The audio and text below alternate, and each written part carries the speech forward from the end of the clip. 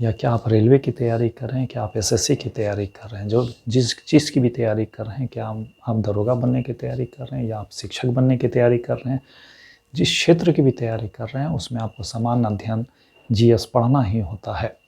इस पढ़ाई में आपको जीएस के विभिन्न सेक्शन रहते हैं। इस सेक्शन में एक महत्वपूर्ण सेक्शन होता है इतिहास।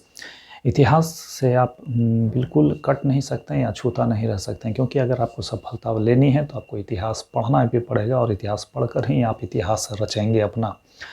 तो इसमें ये जो इतिहास का सेक्शन है, यह मैं इतिहास सेक्शन से सवाल लेकर आता हूँ। यहाँ पर सीरीज चल रहा है हम लोगों का, तो प्रत्येक दिन इसमें 10 सवाल आपको मिलेंगे। 10 सवाल, ये कहने को 10 सवाल हैं, लेकिन इसके अंतर्गत आपको 40 सवाल आप इससे सीख के जाएंगे। यहाँ से इस वीडियो से लगभग 40 सवाल आप ज़रूर सीख के जाएंगे इससे। और ये बहुत ही महत्वपूर्ण सवाल है, बहुत ही महत्वपूर्ण बिंदुओं को इसमें लाया जाता है और आप इस बिंदु को जानेंगे। आज इस वीडियो देखने के बाद आपको स्वतः लगेगा कि आपकी तैयारी का लेवल क्या है और कितने आपने इससे सीखा। तो आइए शुरू करते हैं इस वीडियो को। नमस्कार, मैं प्रशांत कुमार आप सभी का हार्दिक अभिनंदन करता हूं अपने YouTube चैनल पर प्रशांत जीएस स्टडी टिप्स में।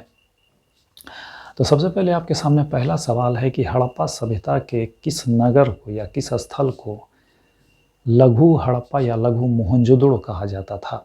एक बार फिर से सुने कि हड़प्पा सभ्यता के किस स्थल को लघु हड़प्पा या लघु मोहनजोदड़ो कहा जाता था। आपके ऑप्शन है धोलावीरा, रंगपुर, लोथल और दाइमाबाद। तो इसका जवाब है लोथल, जो गुजरात में स्थित था, जो एक डॉकयार्ड था।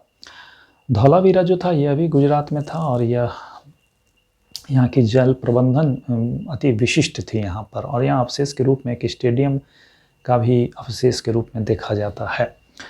रंगपुर जो है, यहाँ हड़प्पा के तीनों चरण मिले हैं, अर्थात हड़प्पा के पूर्व हड़प्पा सभ्यता के चरण, परिपक्व हड़प्पा सभ्यता के चरण और तीसरे की जो पतन जब हो रहे थे तो उसके बाद के चरण यहाँ मिलते हैं। दाइमाबाद जो है यह महाराष्ट्र में स्थित था और ये दक्षिण हड़प्पा सभ्यता की सबसे दक्षिणतम स्थल है।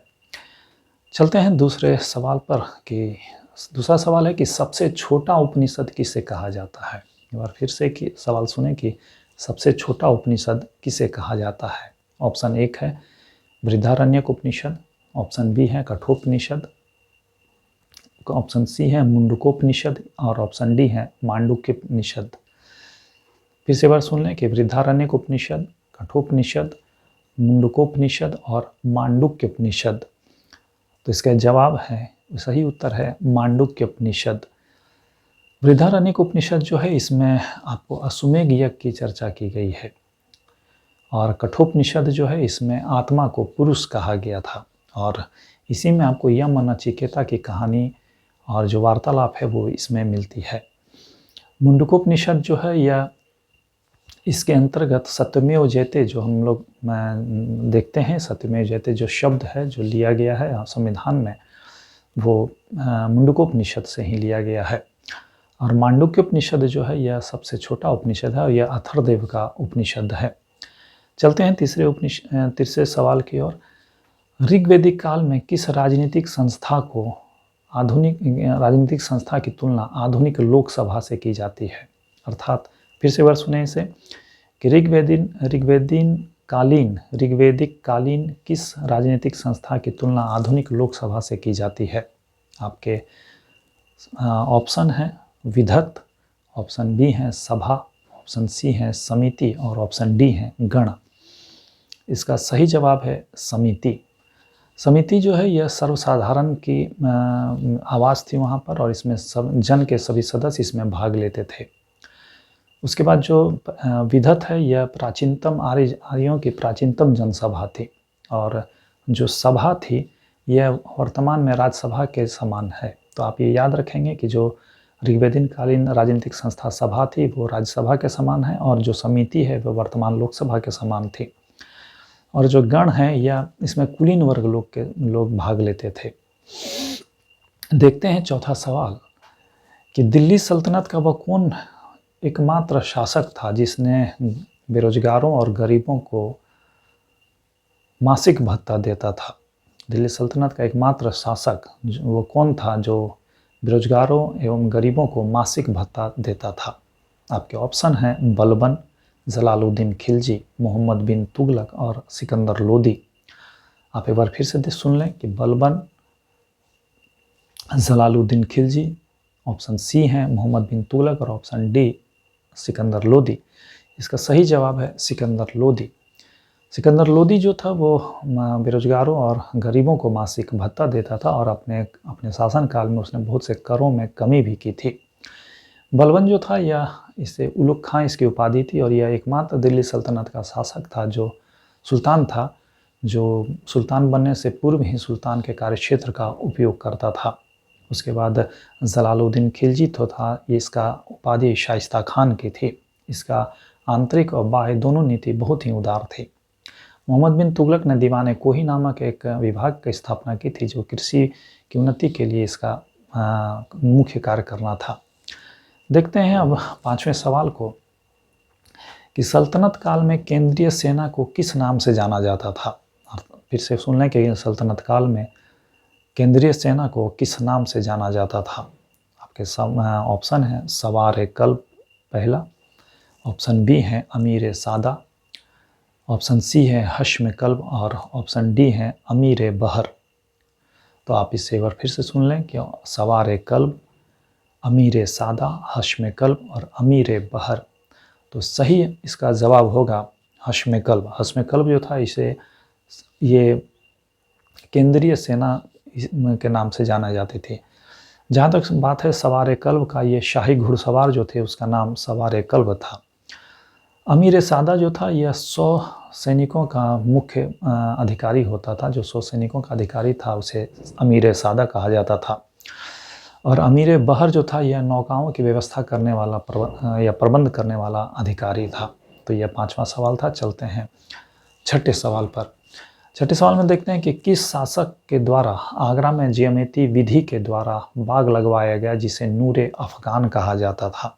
एक बार फिर से सुने कि किस शासक के द्वारा आगरा में जियामती विधि के द्वारा, ज्योमेट्री टेक्निक के द्वारा एक बगीचा या बाग लगवाया गया था जिसे नूरे अफगान कहा जाता था? आपके ऑप्शन हैं ए बाबर, ऑप्शन बी है शेर शाह, ऑप्शन सी है जहांगीर और ऑप्शन डी है शाहजहां। तो इसका सही जवाब है बाबर। बाबर ने ही आगरा में नूरे अफगान नाम का एक बाग लगवाया था जिसे आराम बाग भी कहा जाता है। शेर शाह ने सासाराम में अपना मकबरा बनवाया था जिसे इतिहासकार कनिंदम ने दूसरा ताज की उपाधि दी थी। जहांगीर ने कश्मीर में शालीमार बाग की स्थापना की थी और शाहजहां ने कश्मीर में ही निशात बाग की स्थापना की थी। तो यह आपके सामने छठा सवाल था। देखते हैं सातवें सवाल को। मुस्लिम लीग के प्रथम अध्यक्ष कौन थे? एक बार फिर से सुने कि मुस्लिम लीग के प्रथम अध्यक्ष कौन थे? ऑप्शन एक है सलीमुल्लाह खां, नवाब सलीमुल्लाह, ऑप्शन बी आगा खां, ऑप्शन सी है वकारुल मुल्क और ऑप्शन डी है मोहसिन उल मुल्क। तो इनमें से इन चारों में से मुस्लिम लीग के प्रथम अध्यक्ष कौन थे? तो सही जवाब है वकार उल मुल्क। ये पहले अध्यक्ष थे आपको मुस्लिम लीग की। नवाब सलीमुल्लाह खां के नेतृत्व में ही 30 दिसंबर 1906 को ढाका में एक सभा बुलाई गई थी जिसमें मुस्लिम लीग की स्थापना की गई थी। आगा खां 1908 में मुस्लिम लीग के अस्थायी अध्यक्ष बन गए थे और मोहसिन उल मुल्क जो थे या मुस्लिम लीग के सचिव के रूप में जाने जाते हैं। देखते हैं आठवें सवाल को। एक बात और आप लोगों से कहना चाहूँगा कि आप ये जो भी सवाल हैं ये बहुत ही तार्किक सवाल, बहुत ही अच्छे सवाल आपके लिए बनाए गए हैं। आप इन सवालों को एक बार अपने नोटबुक में ज़रूर नोट करें, इसे बनाएं और एक दो बार पढ़ लेंगे तो आपको बहुत आसानी होगी। और अभी तक जैसे आपने 7 सवालों को देखा है तो आपको 7 × 4 कीजिएगा तो लगभग 28 सवाल अभी तक आपके दिमाग में चिपक गया होगा या आप जान गए होंगे। चलते हैं 8वें सवाल के ऊपर में कि अंग्रेजी शासन, जिस समय अंग्रेजी हुकूमत भारत में शासन कर रही थी उस समय दिल्ली दरबार लगता था। तो उस समय दूसरी दिल्ली दरबार का आयोजन किस वर्ष किया गया था? फिर से बार सुन लें इसे कि अंग्रेजी शासन में दूसरी दिल्ली दरबार का आयोजन किस वर्ष किया गया था? आपके ऑप्शन हैं पहला 1877, ऑप्शन बी है 1878, ऑप्शन सी है 1903 और ऑप्शन डी है 1911। तो दूसरे दिल्ली दरबार का जो आयोजन था यह ऑप्शन सी है 1903 लॉर्ड कर्जन के समय हुआ था। इसमें एडवर्ड सप्तम की ताजपोशी की गई थी। पहले दिल्ली दरबार का आयोजन 1877 में लॉर्ड लिटन के समय हुआ था, जिसमें विक्टोरिया को केसरे हिंद की उपाधि दी गई थी। और 1878 में लिटन के समय ही वर्नाकुलर प्रेस एक्ट लाया गया था। 1911 में लॉर्ड हार्डिंग के समय में तीसरी दिल्ली दरबार की घोषणा हुई थी, जिसमें महारानी मैरी और जॉर्ज पंचम भारत आए थे और इसी दिल्ली दरबार में बंगाल विभाजन को रद्द करने की घोषणा की गई थी। तो आपने जाना कि एक सवाल में आपको कितनी सारी जानकारियां मिल गई। चलते हैं 9वें सवाल पर। देखते हैं कि जलियांवाला बाग कांड जो 13 अप्रैल 1919 को हुआ था, इसकी घटना को किसने जानबूझकर किए गए क्रूर हत्याकांड की संज्ञा दी है। एक बार फिर से सुने कि जलियांवाला बाग हत्याकांड जो 13 अप्रैल 1919 को हुई थी, इस घटना को किसने जानबूझकर की गई क्रूर हत्याकांड की संज्ञा दी है। आपके ऑप्शन हैं महात्मा गांधी, ऑप्शन बी है रविन्द्रनाथ टैगोर, ऑप्शन सी है सर शंकरन नायर और ऑप्शन डी है दीनबंधु A.F. एंड्रूज। आप फिर से एक बार सुने, Mahatma Gandhi option A, option B है रविन्द्रनाथ टैगोर, ऑप्शन सी है सर शंकरन नायर और ऑप्शन डी है दीनबंधु C.F. एंड्रूज। तो इसके सही जवाब है C.F. एंड्रूज। C.F. एंड्रूज ने ही इस घटना को जानबूझकर किए गए क्रूर हत्याकांड की संज्ञा दी थी। महात्मा गांधी ने इस घटना पर, जलियांवाला बाग घटना पर कहा था कि यह हिमालय से भी बड़ी गलती है। रविन्द्रनाथ टैगोर ने अपनी नाइट की उपाधि वापस कर दी थी और सर शंकरन नायर जो वायसराय कार्यकारिणी के सदस्य थे, कार्यकारिणी से इस्तीफा दे दिया था। तो आपने देखा कि एक सवाल के अंतर्गत आपने कितनी सारी जानकारी आपको फिर प्राप्त हुई। देखते हैं 10वें सवाल को। बाल गंगाधर तिलक द्वारा स्थापित होम रूल लीग का प्रभाव किस क्षेत्र में नहीं था, या कौन सा क्षेत्र होम रूल लीग के प्रभाव से अछूता था।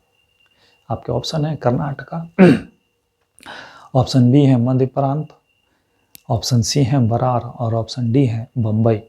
आप एक बार इससे फिर से सुने कि इसके पहले ऑप्शन है कर्नाटका, दूसरे हैं मध्य प्रांत, तीसरे हैं बरार और चौथा है बम्बई। तो तिलक के होम रूल लीग से अछूता जो क्षेत्र था वो बम्बई था। बाकी कर्नाटक, मध्य प्रांत और बरार तीनों में होम रूल लीग का प्रभाव था।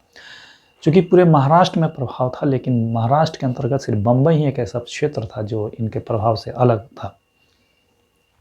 तो ये 10 सवाल थे आपके सामने। इन 10 सवालों को आप एक बार फिर से सुने और हमारे ये अंक आपको कैसा लगा ये आप हमें ज़रूर कमेंट करके बताएं। हमारे चैनल को लाइक कीजिए, सब्सक्राइब कीजिए और अपने दोस्तों और मित्रों को ज़रूर इसे शेयर कीजिए। और मिलते हैं फिर अगले अंक में आप एक नए सीरीज के साथ। तब तक के लिए धन्यवाद।